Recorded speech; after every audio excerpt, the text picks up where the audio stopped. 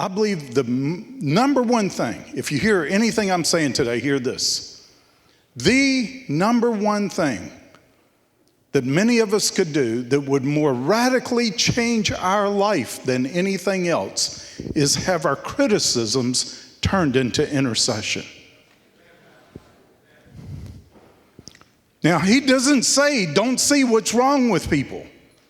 He's very clear about how to handle that.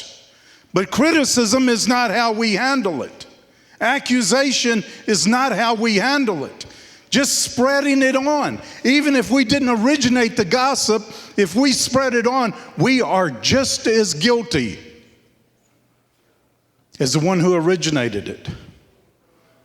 What did the Lord say? He gave us a very clear way to deal with such things. He said in Matthew 18, he said, now listen, read the first part of that chapter. He says, the last thing you should ever want to be, and I'm paraphrasing, is a stumbling block. He said, it'd be better not to be born than to cause even one of my little ones to stumble. Then he tells us how not to be a stumbling block. If your brother's in sin, go to him in private. If he doesn't hear you, take somebody else. Now, that does not mean you go downloading on other people until you find someone who will go with you. That's gossip. That's being a stumbling block. No, let God lead you to that other person.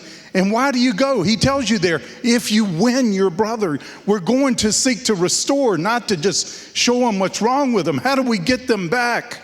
You know, when Jesus saw what was wrong with the world, he didn't condemn us. He didn't destroy us. He gave his life for us. He laid down his life. And if we're going to respond the way he does, who is ever living to intercede, the way we will respond to seeing anything wrong with anybody is going to be, how do I help this person? How can I lay down my life to help this person? You become the intercession. Intercession is more than prayer. Interceding is more than prayer.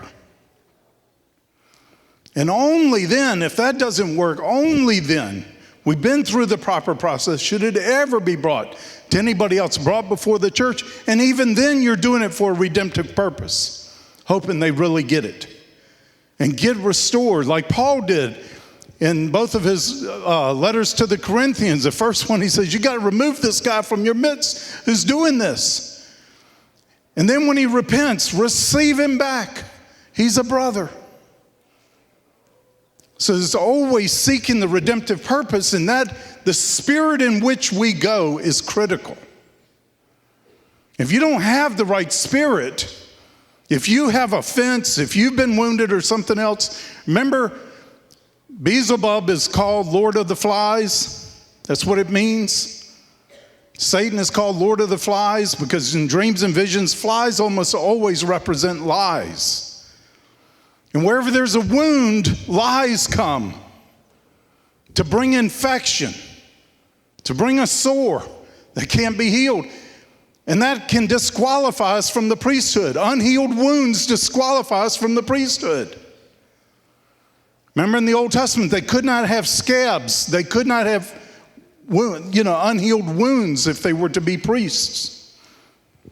So we have to get healed of that. When we've got something personal, deal with that. Be sure you've overcome that offense and are no longer offended and have truly forgiven, and then go to try to help, not to hurt that person.